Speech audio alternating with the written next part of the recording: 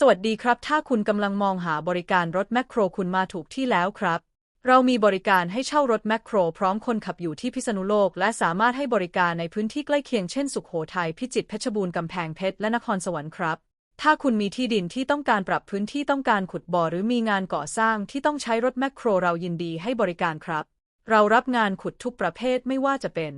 ขุดปรับที่ดินสำหรับทำบ้านหรือทำสวนขุดบ่อเก็บน้ำปรับระดับพื้นที่เตรียมถนนหรืองานก่อสร้างทั่วไปครับรถของเราพร้อมใช้งานและมีคนขับที่มีประสบการณ์คุณไม่ต้องกังวลเรื่องงานเลยครับเราทำงานโดยเน้นความเรียบร้อยปลอดภัยและตรงต่อเวลาถ้างานของคุณเป็นงานด่วนก็ไม่ต้องกังวลครับเรารับงานด่วนและสามารถจัดคิวงานให้ได้ตามความเหมาะสมของพื้นที่ครับเราเข้าใจว่างานแต่ละงานไม่เหมือนกันบางพื้นที่ทำง่ายบางพื้นที่ทำยากบางที่ใกล้บางที่ไกลเพราะแบบนี้เราจึงขอรายละเอียดก่อนประเมินราคาเสมอครับถ้าคุณต้องการทราบราคาแบบรวดเร็วและแม่นยำคุณสามารถส่งโลเคชั่นมาได้เลยและถ้ามีรูปหรือวิดีโอของหน้างานจะช่วยให้เราประเมินราคาได้ชัดเจนมากขึ้นครับสิ่งนี้จะช่วยให้เราเข้าใจงานของคุณมากขึ้นและให้ราคาที่เหมาะสมที่สุดครับ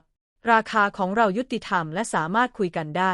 ถ้าเป็นงานเล็กเราปรับราคาได้ถ้าเป็นงานระยะยาวเรามีราคาพิเศษให้ครับเรามีบริการขนย้ายรถไปยังหน้างานดังนั้นถึงคุณจะอยู่นอกพื้นที่พิษณุโลกเราก็สามารถไปให้บริการได้ครับตอนนี้เรามีลูกค้าหลากหลายกลุ่มทั้งเกษตรกรผู้รับเหมารายย่อยและคนที่กำลังสร้างบ้านครับลูกค้าหลายคนเลือกใช้บริการของเราเพราะเราตอบไวไปตรงเวลาและทำงานตามที่ตกลงกันครับเราเชื่อว่าการบริการที่ดีไม่ใช่แค่มีเครื่องจักรแต่ต้องมีความรับผิดชอบและความน่าเชื่อถือด้วยครับถ้าคุณกำลังวางแผนจะเริ่มงาน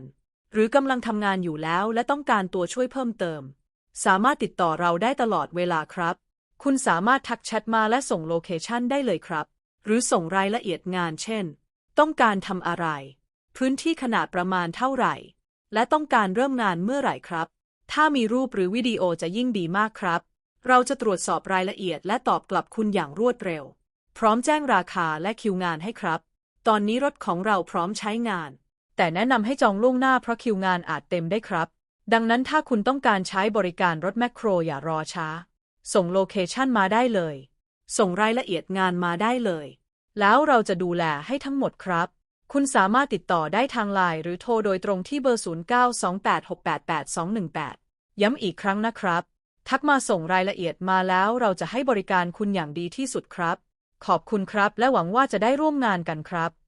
Hello. If you're looking for excavator service, you're in the right place. We provide excavator rental with operator, based in Fitsanulok, and we cover nearby areas like Sukhothai, Phichit, Phetchabun, Kampring Phet, and Nakhon Sawan. If you have land that needs clearing or you want to dig a pond, or you need help with construction work, we are ready to help. We do all types of excavation work. For example, land clearing for farms or houses, digging ponds for water storage, adjusting land levels, road preparation, and general construction digging. Our machine is ready to work, and we also provide an experienced operator, so you don't need to worry about anything. We focus on doing the job properly, safely, and on time. If your work is urgent, that's okay. We accept urgent jobs and can arrange fast service depending on your location. We understand that every job is different. Some land is easy, some land is hard. Some locations are far, some are near. That's why we always ask for a few details before giving a price.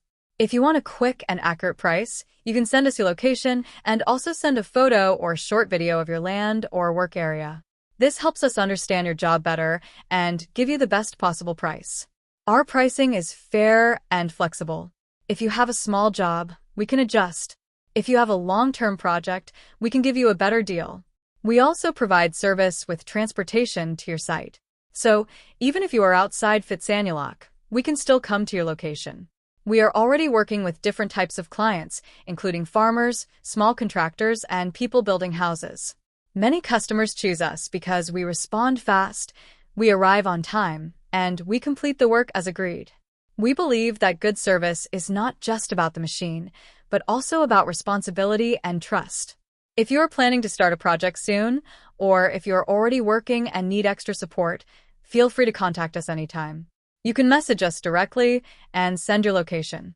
You can also send details of the work, like what you need done, how big the area is, and when you want the work to start. If you have photos or videos, that's even better. We will check everything and reply to you quickly with the price and availability. Right now, our machine is available, but booking early is better because schedule can fill up quickly. So, if you need excavator service, don't wait. Send your location now, send your work details, and we will take care of the rest. You can contact us online or call directly at 092-868-8218. Again, message now, send your details, and we will give you the best service possible. Thank you, and we look forward to working with you.